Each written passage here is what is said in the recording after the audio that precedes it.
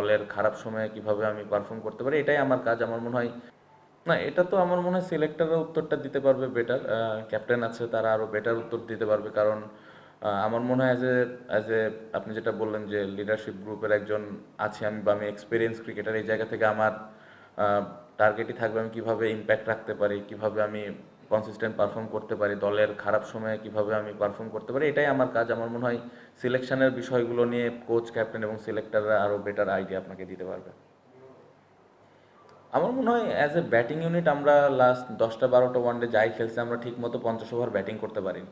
So এটা একটা concern যে আমরা কিভাবে স্পেশালি মিডল ওভারে ভালো ব্যাটিং করে ইনিংসটা শেষ করতে পারি। আপনি যদি পুরো বিসিএল টুর্নামেন্ট দেখেন, প্রত্যেকটা টিমে কিন্তু এই সেমভাবেই ক্রিকেট খেলছি আমরা। খুবই ডিসঅ্যাপয়েন্টিং, স্পেশালি আমি যদি আমার টিমের কথাই বলি, খুবই ডিসঅ্যাপয়েন্টিং পারফরমেন্স। আমার মনে হয় অ্যাজ এ এক্সপিরিয়েন্স ক্রিকেটার, এখানে যে 4টা টিম আছে, 4টা টিমে সবাই 50 60 70টা করে ওয়ানডে খেলা প্লেয়ার আছে, আই মিন লিস্টে।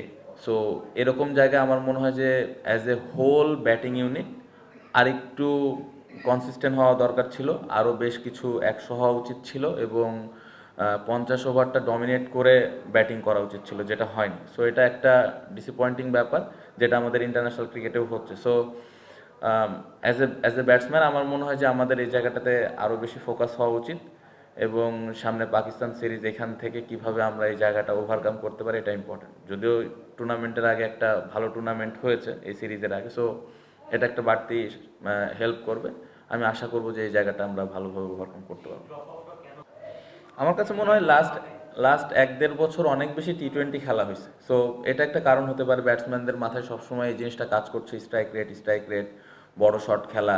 বাট আমার মনে হয় স্পেশালি মিডল ওভারে বা নতুন বলটা হ্যান্ডেল করা, নতুন বলে কীভাবে উইকেট না দেওয়া, বা মিডল ওভারে কীভাবে স্ট্রাইক রোটেশন করে খেলাটা লম্বা নিয়ে যাওয়া, এই জিনিসগুলোতে আমার মনে হয় একটু আমরা মিস করতেছি প্রত্যেকটা ম্যাচেই। সো এই জায়গাটাতে আরেকটু কীভাবে কাম থেকে আরেকটু ইনিংসটাকে বিল্ড করে, 4 ছক্কার দিকে বেশি চিন্তা না করে কীভাবে ইনিংসটা বিল্ড করা যায় স্ট্রাইক রোটেট করে করে, এই জায়গাটাতে যদি আমরা ইমপ্রুভ করতে পারি, তাহলে আপনি দেখবেন যে 50 ওভারটা আমরা ডমিনেট করে ব্যাটিং করতে পারতেছি।